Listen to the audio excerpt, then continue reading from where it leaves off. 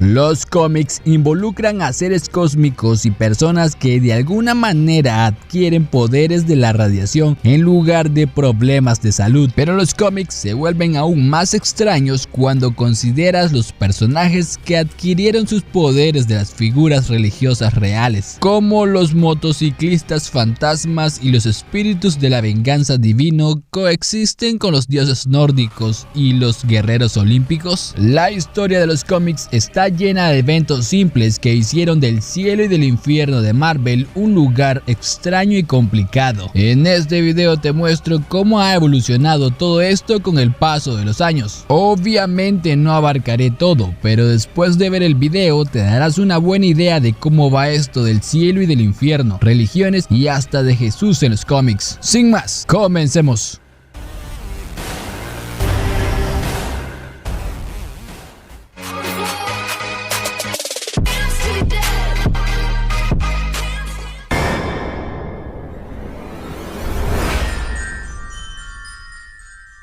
Cuando comenzó la edad de oro de los cómics en 1938, usar el cielo y el infierno era totalmente permitido. El primer personaje en usar el nombre de Black Widow fue reclutado por el mismísimo Diablo después de su asesinato y asignada para regresar a la Tierra y acabar con los pecadores. Cuando el oficial de policía Jim Corrigan murió, su espíritu encontró una luz brillante y una voz le dijo que debía regresar a la Tierra como el vengativo Spectre. En otro lugar, un joven murió prematuramente debido a un error administrativo por el señor Keeper, quien maneja el paso de las almas al cielo. Para rectificar el error, San Pedro le dijo al señor Keeper que guiara al niño en su nueva carrera como héroe, llamado Kid Eternity. Mientras tanto, el mago Shazam adquirió el poder tanto de la figura judía Salomón como las deidades de los panteones paganos. Pero el gusto del público por colocar creencias reales junto con elementos de fantasía cambió. Después de la Segunda Guerra Mundial, la sociedad estadounidense tuvo una creciente creencia de que la sociedad era delicada y que cualquier cosa podía trastocar el orden, y eso significaba que los medios narrativos estaban bajo un profundo escrutinio. En 1954, la autoridad del Código de Cómics fue creado para monitorear los cómics antes de que se entregaran al público. No había nada ilegal en publicar un cómic sin el sello del código, pero la mayoría de las tiendas y muchas imprentas no se arriesgarían a involucrarse por temor a los padres enojados.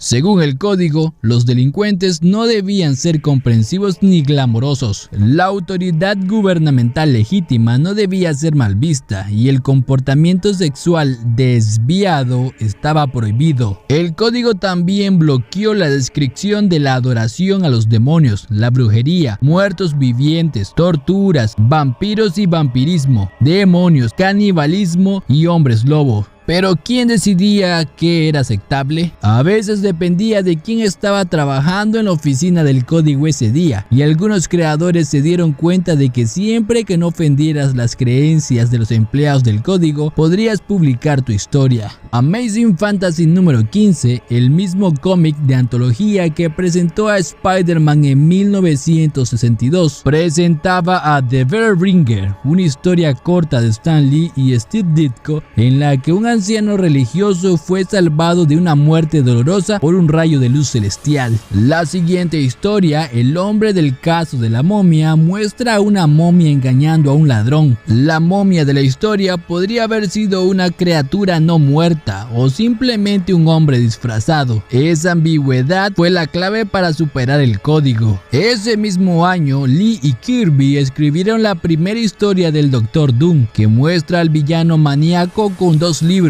Demonios y Ciencia y Hechicería. Más tarde se nos habla de su larga fascinación por la magia negra, pero dado que Dune era claramente un villano, estaba bien para él estar interesado en esos temas. A Kirby le gustaba la idea de Arthur C. Clarke de que cualquier tecnología suficientemente avanzada es indistinguible de la magia, y disfrutaba representando a los dioses como ciencia fantástica en lugar de pura magia. Stan Lee estuvo de acuerdo con este enfoque, prefiriendo que el universo Marvel no valide ninguna creencia específica con demasiada fuerza. En conferencias universitarias, Lee dijo que no tenía ningún problema en mostrar a Thor encontrando a seres de la mitología olímpica o egipcia, porque el universo era lo suficientemente grande como para contener muchas de esas entidades y sus respectivos panteones. Si algunas de esas entidades creían que habían ayudado a la creación de la humanidad, bueno, tal vez lo hicieron o tal vez no. Así Lee y sus colaboradores poblaron el universo Marvel con una gran cantidad de suplentes satánicos. Las primeras historias del Doctor Strange involucraban a los seres Nightmare y Dormammu,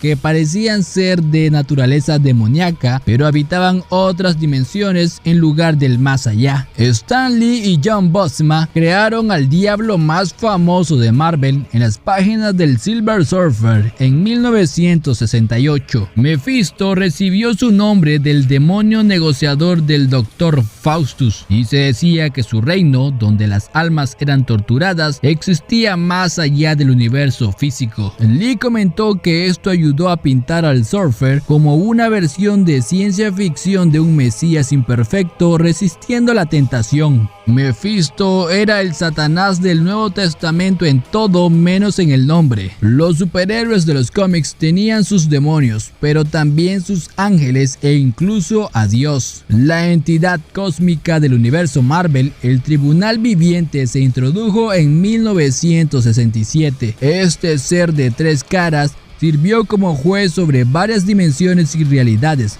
posiblemente de todas, y luego se referiría a su creador y jefe como el uno por encima de todo. El mismo año que el Tribunal Viviente apareció en Marvel, DC presentó un nuevo héroe fantasmal llamado simplemente Deadman. Boston Brand fue un acróbata asesinado que tuvo la oportunidad de regresar a la Tierra y luchar contra el mal. En su caso no era una voz, sino una diosa llamada Ramakrishna, similar a la actual diosa hindú Krishna. Como esta diosa era una creación original y su naturaleza era ambigua, y dado a que Boston era un fantasma que actuaba más como un ángel en lugar de un zombie o un vampiro, el código no tenía ningún problema con esto.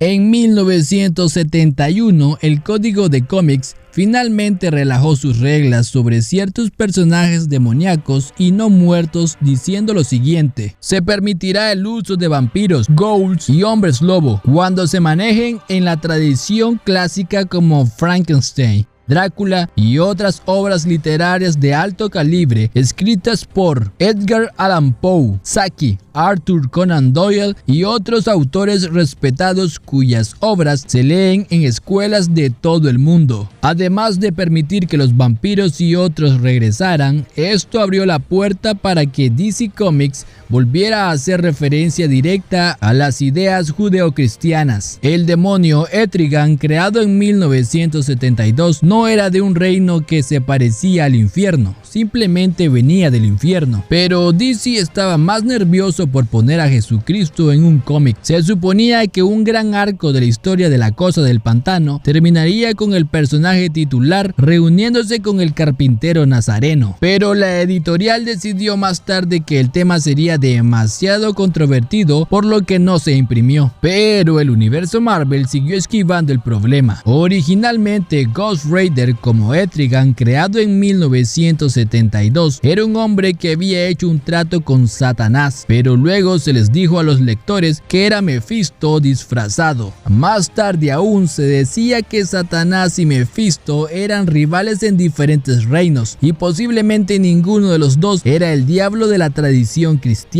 Pero la Casa de las Ideas se sintió similar a DC en un aspecto. Cuando Tony Isabella escribió una historia del Ghost Rider con una aparición de Jesús, fue reescrita por el editor Jim Shooter en el último minuto para decir que era solo una ilusión. En la década de 1990, las cosas estaban cambiando una vez más. La autoridad del código de los cómics había perdido la mayor parte de su poder y su sello ahora solo significaba que una historia no era más adulta que una película PG-13. El crossover de Crisis en Tierras Infinitas había reiniciado gran parte de DC Comics y los creadores aún debatían qué reglas todavía se aplicaban, lo que permitió que surgieran muchas ideas nuevas y contradictorias. Series como La Cosa del Pantano, Hellblazer y Sandman demostraron que los lectores podían manejar temas religiosos modernos en historias sin necesariamente ser ofendidos. En el otro extremo, en el especial de Navidad de Lobo de 1991,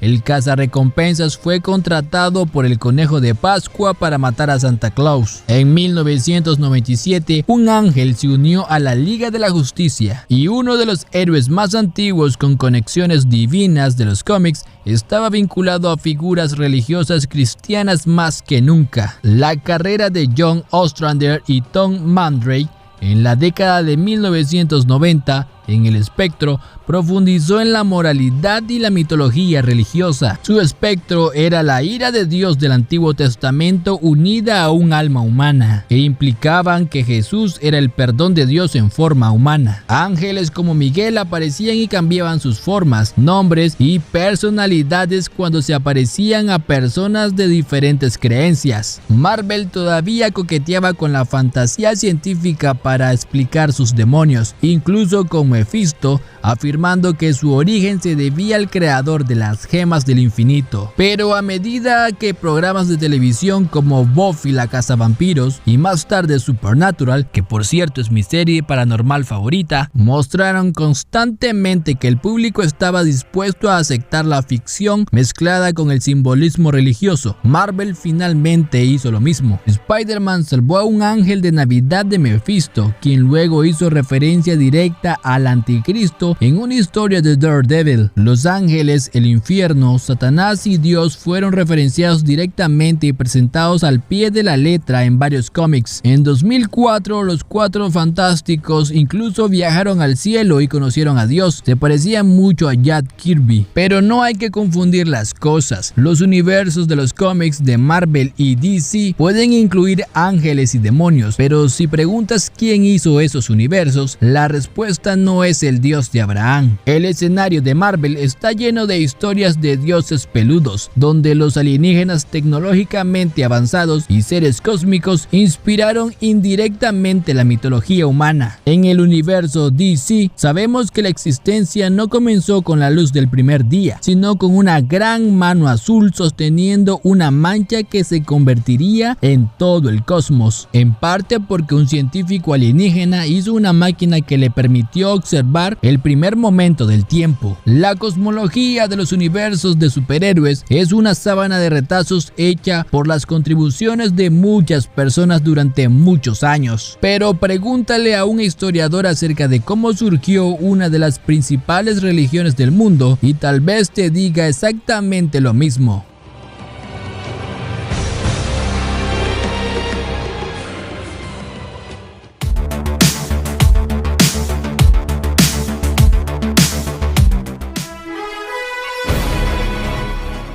Hola mis geekers, ¿qué les pareció el video? Recuerden apoyarme con su like, comentar y compartir con sus amigos.